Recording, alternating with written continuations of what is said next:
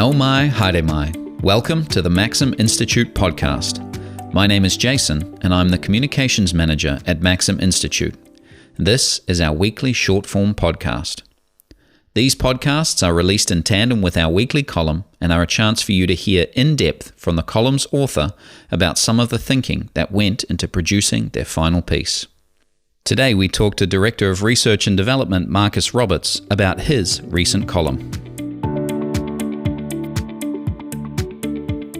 Marcus, welcome back to the podcast. Good to have you with us. Thanks, Jason. We are talking about your recent column for Maxim, Getting Beyond the Number 8 Wire. Now, that's an intriguing title, and you talk about how in New Zealand we don't really embody long-term thinking. Why do you say that? Do you have any examples for us, Marcus? Well, I do have a few. Yeah. I think one of the better ones is that we built this bridge over the Waitemata Harbour, the Auckland Harbour Bridge. You may have been on it. And before we'd even finished, we realised it wasn't big enough. And so within 10 years, we had to put on those extensions, the clip-on extensions on either side to double the size of it. So that suggests that we weren't quite thinking about potentially population growth in Auckland or the popularity of going from the North Shore to the city and back. Other examples include some of the decision-making that went into the changing of the building code in the early 90s that contributed at least to the Leaky Homes disaster that we're still grappling with.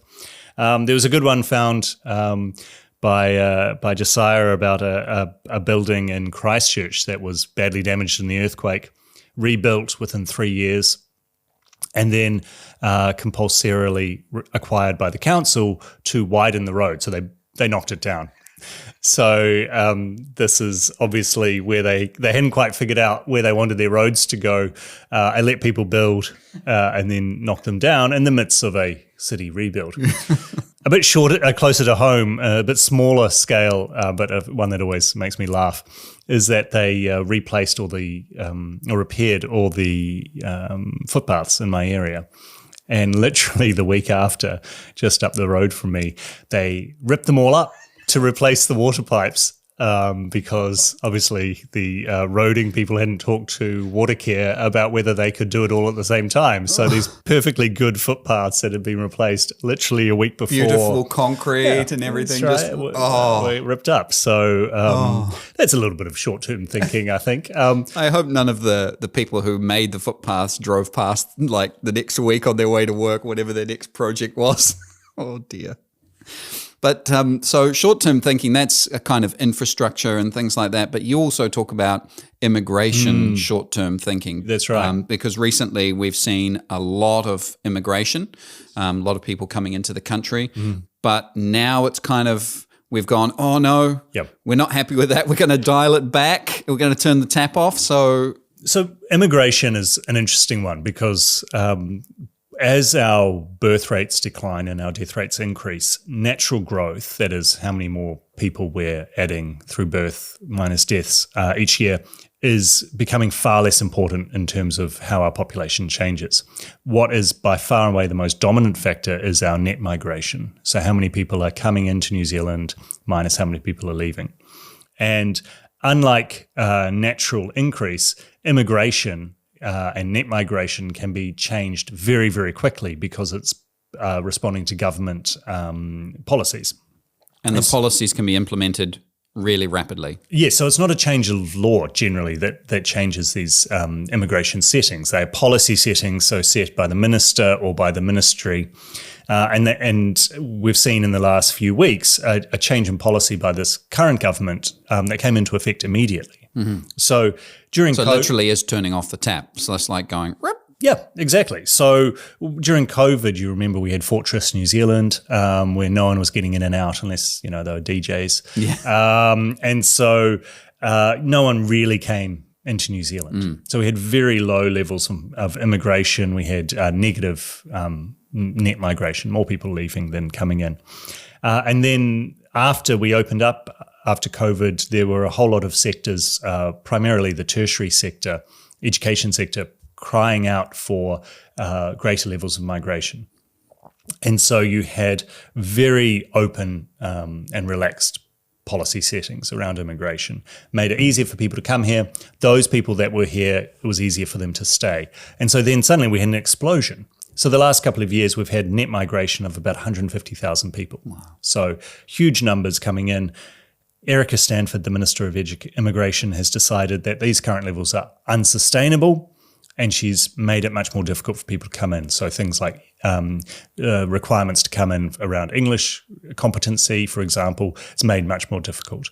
And they're coming into effect immediately. So there's no lead-in time. No. It's just we're changing it now. And that suggests to me that we're being exceptionally reactive when it comes to immigration settings, And rather that's than quite short-term. Right? That's short-termism. It's like, we don't like how this is, we're going to change it. Oh no, now it's now we don't like that. So so what's the, obviously long-term thinking is the solution, but what does that look like? I mean, to be fair to the policymakers, this is not an easy area. Okay, it's not easy for a couple of reasons. One, there are so many factors that influence it. How many New Zealanders want to leave, for example, that affects net migration, but also how attractive is New Zealand compared to other countries. And I think that's going to be a factor that becomes more important over the years as more countries become like New Zealand, where they're relying only on immigration to grow their populations. So we can't affect how economically attractive, for example, Australia is compared to New Zealand. The other reason why I think it's hard to have a good debate about immigration is that you think about the quality of debates we've had around immigration over the years, political debates. Yeah. They've effectively been race baiting, I would say. And the last probably public conversation we had was like 20 years ago. Like, I mean, it seems to me we haven't had a public debate around immigration at all. And I think part of it is because people don't want to go there because it's too easy to be labeled, racist or xenophobic exactly, or something like that. Exactly, wanting to pull up the ramparts, things like that. So that, I think, is making it more difficult to have a conversation. But we need to have a conversation around, well, what are we doing with immigration? What do we want New Zealand to be like in the future? 2050, what are we imagining New Zealand to be? What population? Do we want us to continue to be relatively sparsely populated, heavily dependent on primary industries? Or do we want to become more bustling, more densely populated, particularly in Auckland or something like that, so that we have that economies of scale that can be better for certain sectors of our economy? We're just not having that conversation. We're just sort of letting things flow, reacting, and then suddenly saying, oh, we've suddenly had huge amounts of population growth or not.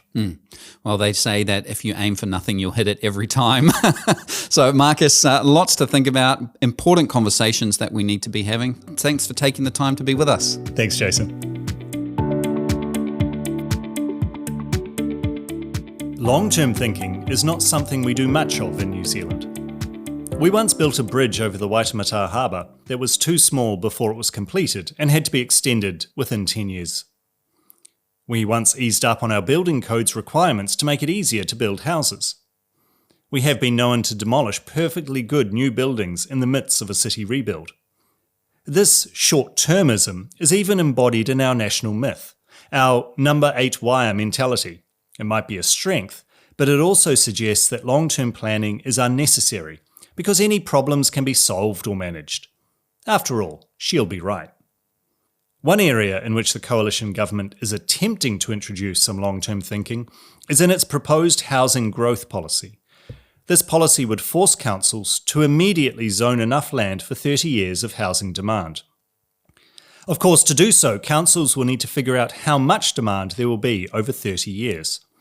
This, in turn, will require some estimates about how much population growth there will be until the middle of the century. Unfortunately for councils, this is very difficult to forecast.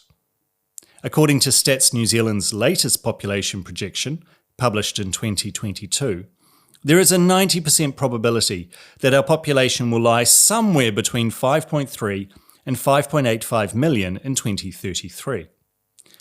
Even taken at face value, this population projection is very broad.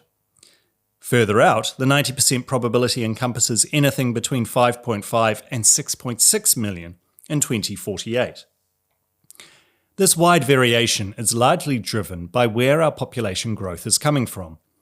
As our birth rates fall and our death rate rises, immigration is becoming a much more influential factor in how our population will grow in the decades ahead. And, unlike natural growth, our immigration numbers are subject to wild swings. And, unlike councils, central governments can change our immigration settings at the drop of a hat. After isolating New Zealand from the world for 2 years during COVID, the last government relaxed the immigration settings to encourage immigration. This led to the highest levels of immigration and net migration that we've ever seen. After less than 2 years, the immigration brakes are now being applied.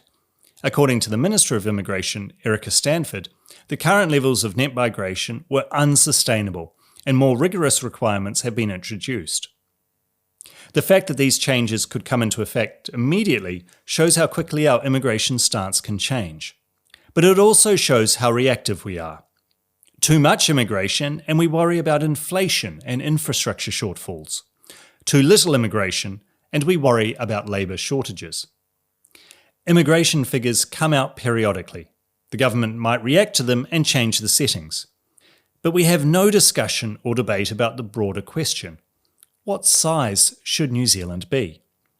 Do we want to stay relatively sparsely populated? Or do we want to become more bustling and densely populated? A team of 10 million, perhaps? At the moment, we don't seem to have a plan. We just hope that she'll be right. Thanks for listening to the Maxim Institute podcast. If you'd like to hear more from us and keep up with the rest of our research and analysis of politics and policy in New Zealand, you can sign up on the homepage of our website to get our monthly forum email and invitations to future Maxim Institute events. You can search and subscribe to us on Apple Podcasts, Spotify, iHeartRadio, or wherever you get your podcasts. From the team at Maxim, mā te wā, goodbye for now.